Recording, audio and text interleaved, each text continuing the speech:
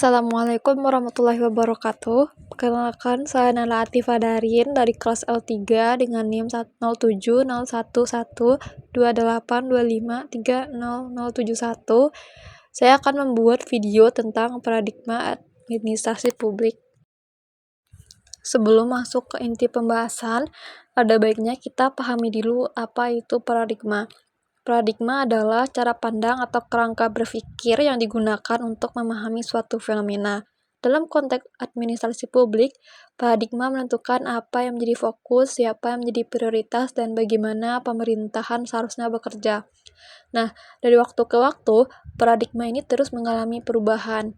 Dan kalau kita perhatikan dengan saksama, arahnya selalu bergerak dari negara sebagai pusat menuju masyarakat atau publik sebagai pusat. Paradigma pertama dalam administrasi publik lahir pada abad ke-19. Pada masa itu, pemerintahan di banyak negara penuh dengan praktik korupsi dan nepotisme. Orang mendapat jabatan bukan karena kemampuan, melainkan karena kedekatan politik. Untuk menjawab masalah ini, Woodrow Wilson menulis esai bersejarah pada tahun 1887 berjudul The Study of Administration. Ia menegaskan bahwa politik dan administrasi harus dipisahkan. Politik bertugas membuat kebijakan, sementara administrasi bertugas menjalankan secara profesional dan efisien. Di era ini, fokus utamanya adalah negara dan aparatnya. Administrasi publik dianggap sebagai alat negara yang harus bekerja dengan tertib dan teratur.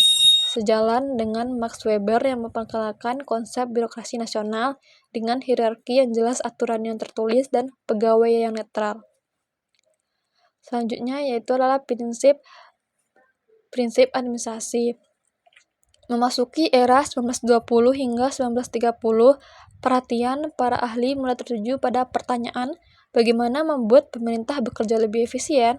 Lahirlah berbagai prinsip manajemen untuk pemerintahan. Salah satu yang paling dikenal adalah POSCORP, singkatan dari Planning, Organizing, Staffing, Directing, Coordinating, Reporting, dan Budgeting, yang diperkenalkan oleh Luther Gulick. Tujuannya adalah menjadikan pemerintah seefisien mungkin, layaknya sebuah mesin yang terorganisir. Namun demikian, fokusnya masih sangat berorientasi dalam organisasi pemerintah, belum menyentuh kepentingan masyarakat secara keseluruhan. Pasca Perang Dunia II, muncul pandangan bahwa administrasi publik tidak bisa sepenuhnya dipisahkan dari politik. Akibatnya, ilmu ini mulai banyak bergabung dengan ilmu politik, berfokus pada kebijakan, kekuasaan, dan proses pengambilan keputusan.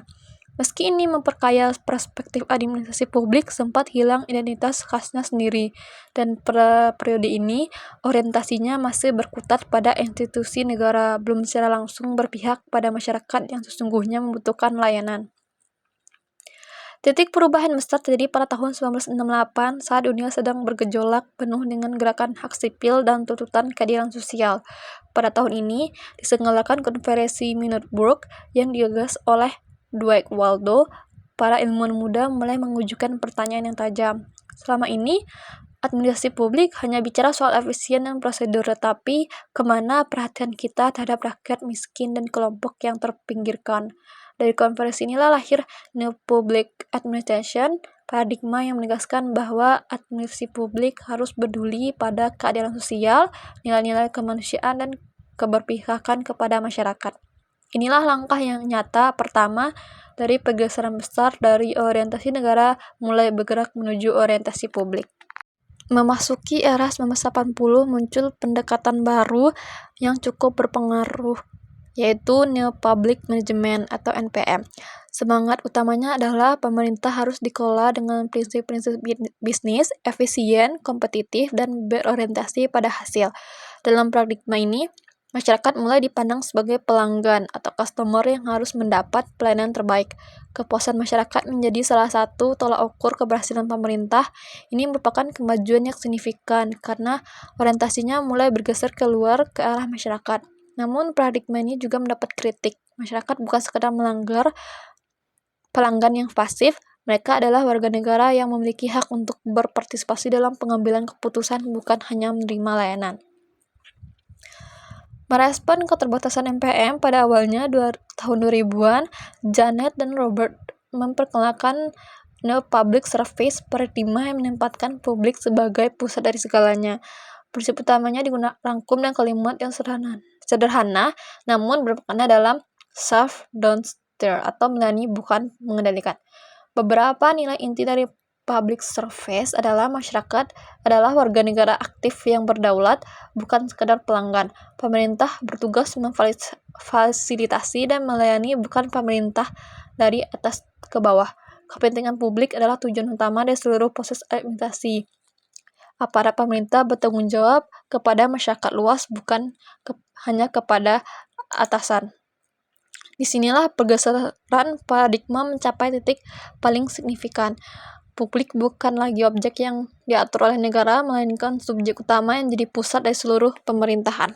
Di era kontemporer, paradigma terus berkembang menuju collaborative governance, sebuah pendekatan di mana pemerintah, masyarakat, sektor swasta, dan teknologi bekerja bersama secara sinergis untuk menciptakan kebijakan dan layanan publik yang lebih baik. Publik tidak hanya dilayani, mereka dilibatkan secara aktif dalam setiap tahapan pengambilan keputusan. Baik teman-teman, mari kita rangkum perjalanan panjang paradigma administrasi publik ini. 1987 dikotomi oleh politik administrasi dengan efisiensi negara, 1930-an prinsip-prinsip administrasi dan struktur birokrasi, 1950 sampai 70-an ilmu politik, institusi dan kekuasaan, 1968 New Public Administration, keadilan sosial, 1980 sampai 1990-an New Public Management, efisiensi dan pelanggan, 2003 sampai sekarang adalah New Public Service dan warga kepentingan dan publik. Paradigma ini mengajarkan bahwa pemerintah yang baik bukan hanya soal efisiensi dan prosedur, tapi juga soal nilai keadilan dan kepercayaan yang publik. Demikianlah pembahasan kita hari ini. Semoga video ini dapat memberikan pemahaman yang bermanfaat. Terima kasih sudah menyimak sampai akhir.